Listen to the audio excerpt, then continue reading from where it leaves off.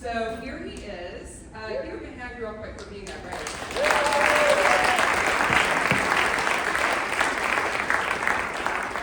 AJ's going to be talking about homelessness in Tulsa, and later this morning you can see our other term students. I think you have that sample. Thank you all. So glad to be here. But during a day, much like today, during a time, much like now, somebody said something to me that completely changed how I thought about everything. Somebody said something to me that completely reshaped how I view the world.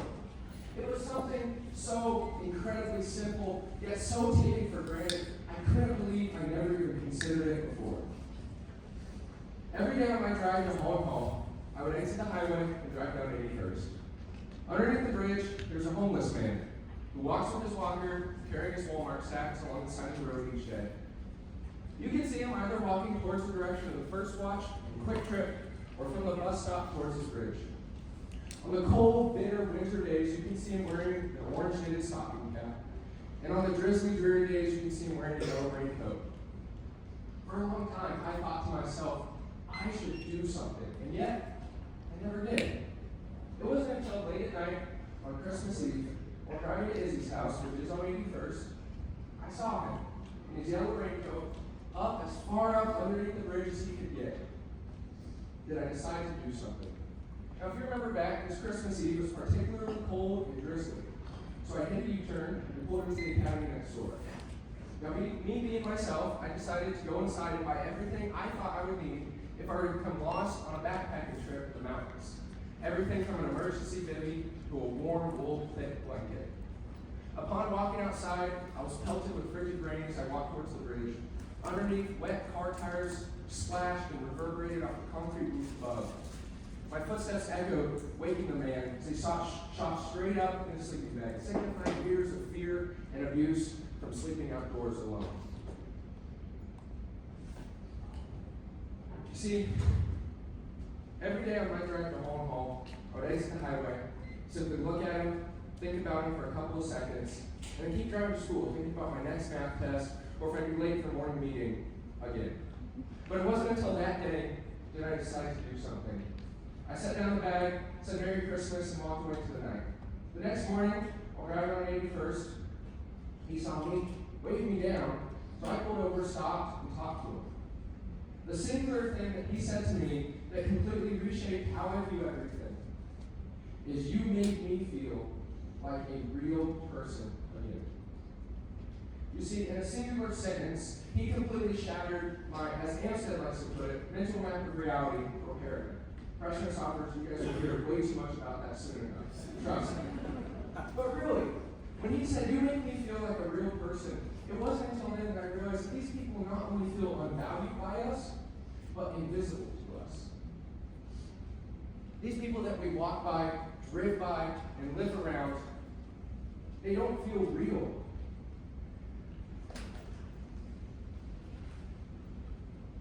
And so, looking at this problem, I decided I need to do something. And how I see this problem is mostly as a problem of self-esteem. Self-esteem is one of the largest causes for substance abuse, low academic achievement, and low aspirations for self-success. Even more so, school, community, and family are some of the most important foundational pieces for building self-esteem during adolescence. And so with this idea in mind, I made a manageable plan.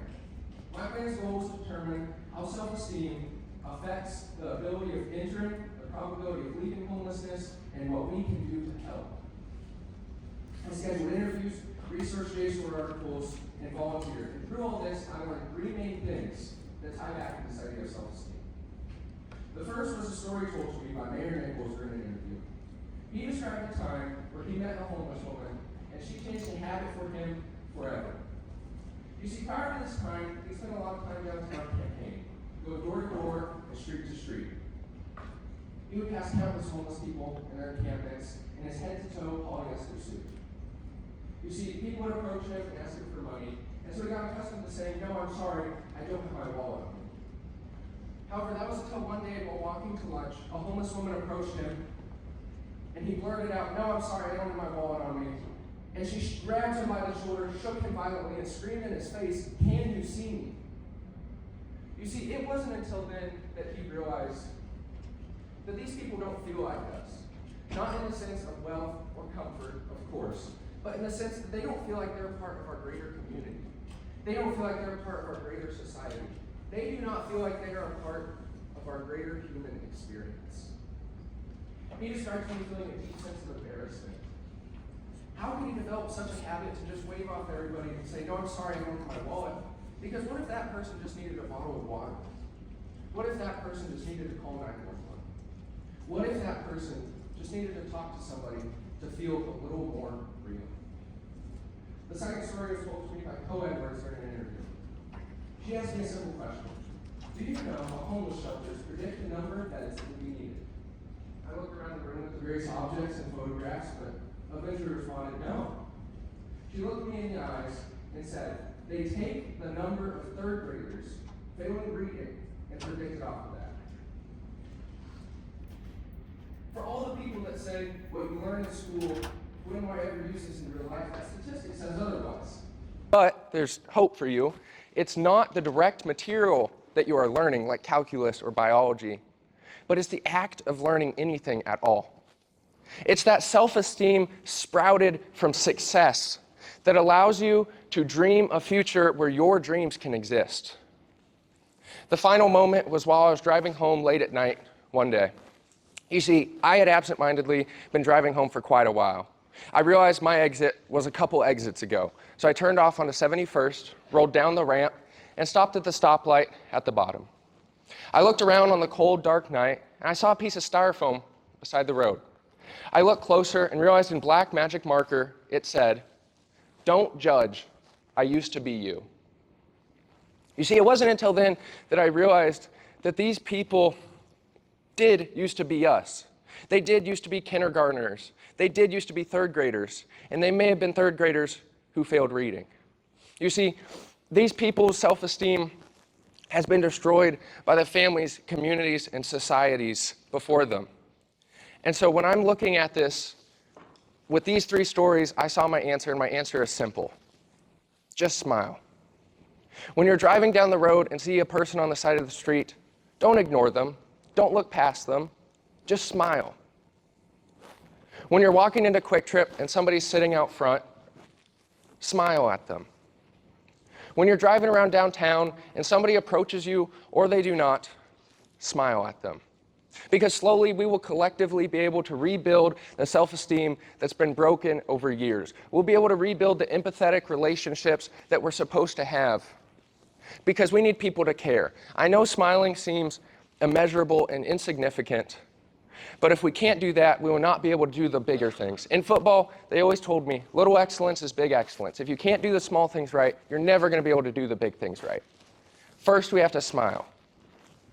First, we have to realize that it's not just us on this planet. Because I have an example. Why didn't paper straws work? Regardless if they are great or terrible, it's because not enough people cared. I'm not saying nobody cared, but what I am saying is that if enough people cared, they wouldn't mind a wet, limp paper noodle in their soda because they would know it's benefiting the greater good of humanity. It would be important enough. And so if there's one thing that I leave with you guys today, just smile. It will help us feel a little less invisible and a little more visible. It will help our dreams be a little less distant and a little more real. Most importantly, it will help us realize that it's not just a guy in a yellow raincoat under a bridge who doesn't feel real because he hasn't talked to a person in more years than he can remember. So be a smiling fanatic. Smile at everybody. Just smile. Thank you.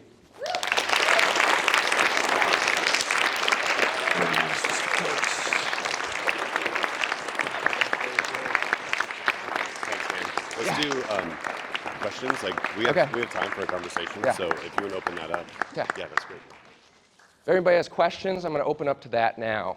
It can be about my experience, just any advice, anything you guys are curious about. Miss Lanka. Would you expand a little bit on how you think that broader empathy will lead to other more practical solutions actually getting done? Yes. So something that's very important, I forgot to include, volunteering and donating are critical to solving this problem. But when I looked at it, I saw this is an immense problem. This is something way outside of my scope as an 18-year-old that I can solve. It's also way outside my scope because I have college applications and school and a lot of other things. So the thing I decided to do is help rebuild a foundation. This is something that, as I said with the paper straws, in order to do the solutions, first we need to care. If we first all realize that we are people, that we are all connected, that we're not all so different, then next we'll be more interested in caring and giving to that solution. Any more questions? Yes. Hey, I just want to say, this is the most profound morning meeting we've had this year. Thank you.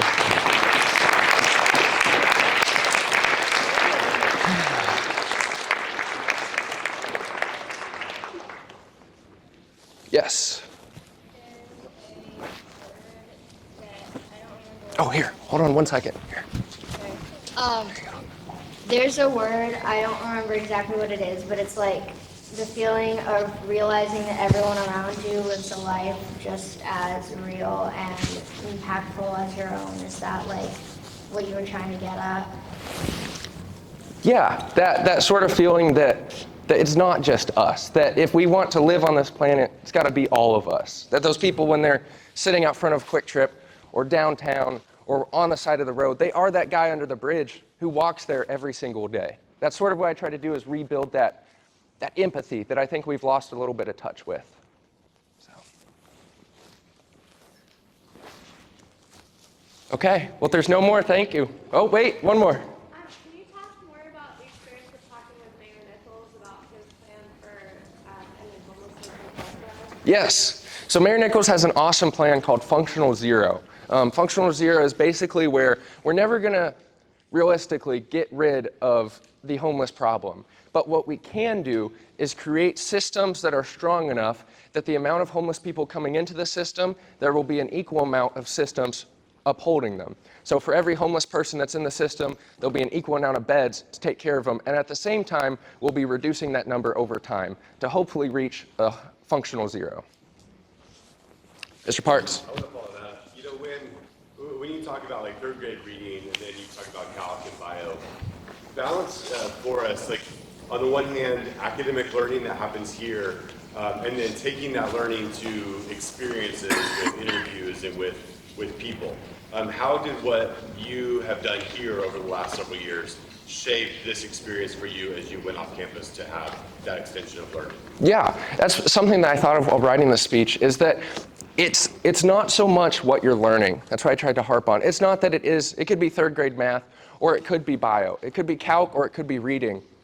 But the thing that Holland Hall gets right is that they focus on not the material, but teaching you how to learn. And in turn, that teaches you how to succeed. Because it's not about learning, but it's about overcoming something hard. It's that self-esteem, that self-confidence that you know, that most of us feel, that we can do it.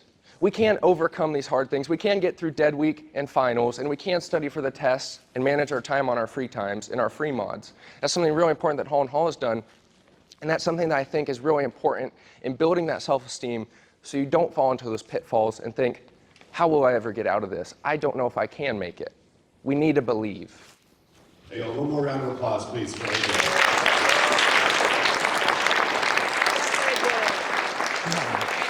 Thank you.